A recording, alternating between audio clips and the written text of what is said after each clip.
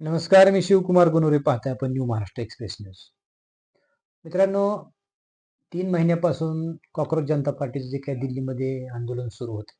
सुरुवातीला आंदोलन झालं, परंतु तसा मनापासून तरुणाईचा रिस्पॉन्स मिळाला नाही. कारण ते सोशल मीडियावर त्यांचे सभासद वाढले होते.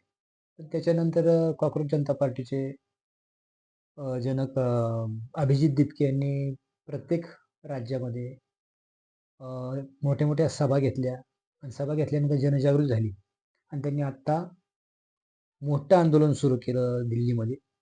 त्याचं कारण असं होतं, की 3 महिन्यापूर्वी नीट पेपर फुटला आणि पेपर फुटीनंतर अनेक विद्यार्थ्यांनी आपल्या आयुष्याचं काय म्हणून त्यांनी आत्महत्या केल्या.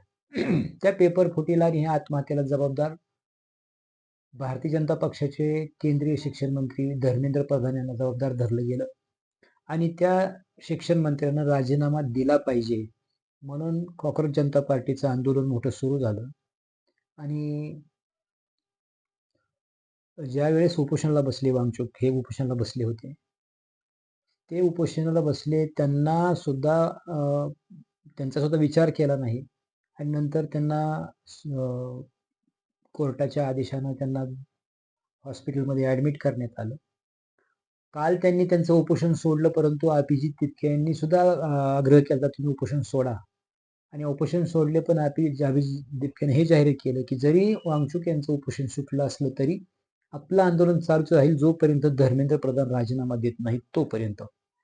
मागण्या काय होत्या? ह्या लेकरांनी, पोरांनी काय मागितलं होतं? तर एका जबाबदार मंत्री ज्याची जबाबदारी आहे.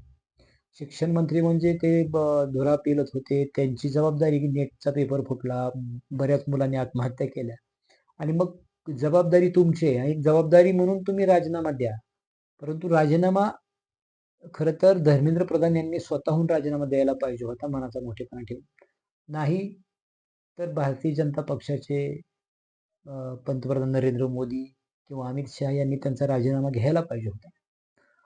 घेतला राजीनामा पण फार उशीर झाला. त्यामध्ये अनेक लाठी हल्ला झाला, अनेक मुलं जखमी झाली, अनेक पोलिस जखमी झाले, अनेक मुलींचा विनयभंग झाला. एवढी गुंडागर्दी, जसं काय गुंड एखाद्या हिंदी चित्रपटामध्ये आपण जे पाहतो गुंड अत्याचार अन्याय करतात, तशा पद्धतीनं ह्या सरकारनं या मुलांवर अन्याय केला, मुलांवर लाठीचार्ज केला. खरं तर काँग्रेसच्या काळामध्ये कुठल्या पक्षाचं मला कौतुक नाही करायचं, पण एक फरक सांगतो. काँग्रेसच्या काळामध्ये ज्यावेळेस 2008ला मुंबईत अतिरेकी हल्ला झाला होता, त्यावेळेस संध्याकाळी आरोप झाला मीडियावर, विलासराव देशमुख मुख्यमंत्री होते. सकाळी त्यांनी राजीनामा दिला, नैतिक जबाबदारी म्हणून. आर पाटलांनी राजीनामा दिला होता, अजित पवारांनी राजीनामा दिला होता. एवढंच नाही तर मुंबईमध्ये हल्ला झाल्यावर केंद्रीय गृहमंत्र्यांनी सुद्धा नैतिक जबाबदारी म्हणून राजीनामा दिला होता. हे काँग्रेसचे नेते. पण आता भारतीय जनता पक्षाचे लोक राजीनामा द्यायला तयार नाहीत. म्हणजे तुमची काय दादागिरी आहे का? तुम्हाला काय हुकुमशाही आणायची आहे का नेमकी? आता पाठीमागं ज्यावेळेस संतोष देशमुख यांचं बीडमध्ये हत्या झाली आणि अनेक मारेकऱ्यांना, अनेक खंडणीखोरांना पकडण्यात आलं. त्यात वाल्मिक कराडचा हात आहे हे सिद्ध झालं. वाल्मिक कराड हा धनंजय मुंडेचा माणूस आहे हे सिद्ध झाल्यावर सुद्धा धनंजय मुंडे लोक राजीनामा देत नव्हते. आणि तसंच हा धर्मेंद्र प्रधान राजीनामा दे नाही. खरं तर तुम्हाला राजीनामा देण्यासाठी दबाव आणायची गरज काय? अरे तुम्ही ज्या खात्याची जबाबदारी घेतली त्या खात्याचं तुमच्या त्यात तर काय घोटाळा झाला, त्यामध्ये काय चुकीचं झालं तर तुमची जबाबदारी समजून तुम्ही ते राजीनामा मनाने दिला पाहिजे. आंदोलनाची गरज आज 3 लाख तरुण त्या दिल्लीला जमले राजीनामा मागण्यासाठी. भारतीय जनता पक्षाला भारतातल्या तरुणांच्या भवितव्यापेक्षा धर्मेंद्र प्रधान मोठे वाटत होते काय? भारतीय जनता पक्षाने त्यांचा ताबडतोब राजीनामा घ्यायला पाहिजे होता. आता त्याच्यानंतर लाठीचार्ज झाला, ती मुलं संसदेवर निघाली होती आणि दुसऱ्या दिवशी मग मात्र सर्वच राजकीय पक्षांनी, भारतीय जनता पक्षाच्या विरोधातल्या सर्वच राजकीय पक्षांनी त्या आंदोलनाला पाठिंबा दिला. राहुल गांधी आले. त्यांनाही, अरे त्यांचे तर काय ते खासदार आहेत, लोकप्रतिनिधी आहेत. एखाद्या सर्वसामान्य माणसाला सुद्धा बोलायचा हक्क आहे आणि त्याला सुद्धा सन्मानानेच तुम्ही त्याला उचललं पाहिजे, गाडीत टाकलं पाहिजे. राहुल गांधीला सुद्धा तुम्ही फरफटत नेलंय. खासदार आहे तो माणूस. एका खासदार माणसाची सुद्धा आपण तिथं कदर केली नाही. त्यांच्या सुद्धा पोलीस आपण पाडले, त्यांना सुद्धा ओढीत नेलं. एवढं सारं करून धर्मेंद्र प्रधानचा राजीनामा न घेता तुम्हाला काय मिळवायचं होतं? समजा धर्मेंद्र प्रधानचं राज्य तुम्हाला वाटतंय बाबा तिचं राज्य जाईल.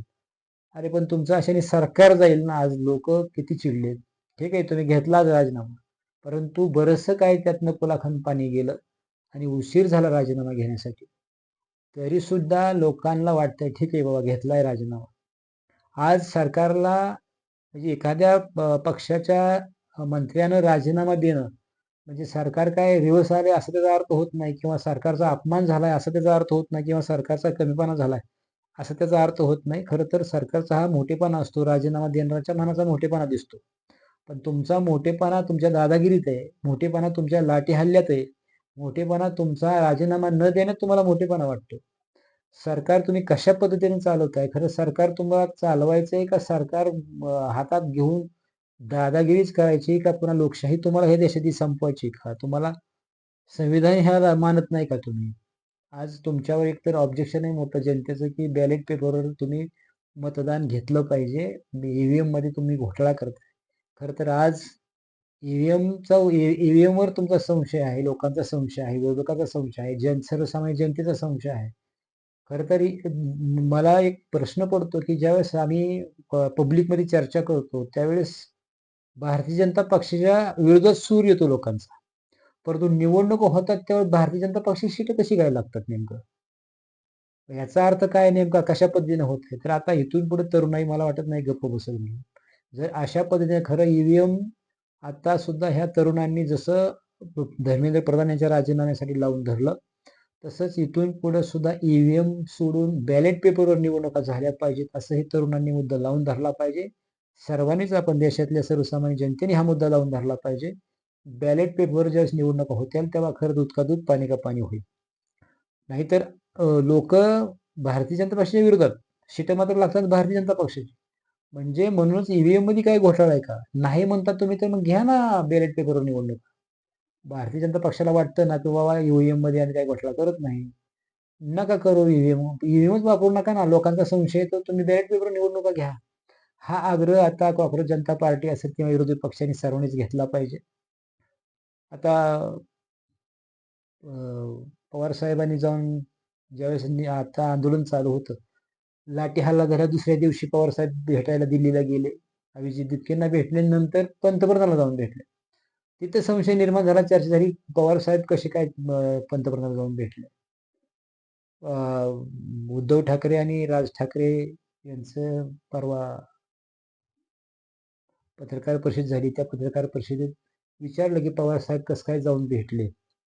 तर राज ठाकरेंनी मग गमतीशीर उत्तर दिलं. त्याला जंतर मंतर म्हणतात म्हणलं. आणि खरंच जंतर मंतर म्हणतात का काय? नेमकं काय चाललंय? म्हणून खरं तर लोकांना एखाद्या राष्ट्रवादी पक्ष असेल किंवा शिवसेना असं कुठल्याही पक्षाने जर हे आंदोलन केलं असतं, तर त्याला फक्त पक्षाचं स्वरूप आलं असतं, पक्षातीच माणसं गेली असती. परंतु ही पोरं सर्वच पक्षातली होती आणि ही विद्यार्थी होते. त्यांना त्यांच्या भवितव्यासाठी ते लढत होते. त्यात कुठलं राजकीय षडयंत्र नव्हतं किंवा राजकीय उद्देश नव्हता. त्याच्यामुळे त्या पोरांच्या आंदोलनाला यश आलं. अशा सर्वसामान्य लोकांनी पोरांनी जर आंदोलन केलं बॅलेट पेपरसाठी सुद्धा, म्हणजे माझा आज व्हिडिओ बनण्याचा उद्देशच तो आहे की बॅलेट पेपरचा आग्रह धरावा आणि निवडणुका बॅलेट पेपरवर झाल्या पाहिजेत. मग खरं तुम्हाला घटनेचा अर्थ कळेल किंवा लोकशाही आहे असं वाटेल. आणि म्हणून बॅलेट पेपरचा आग्रह धरला पाहिजे. पाहत राहा न्यू महाराष्ट्र एक्सप्रेस न्यूज.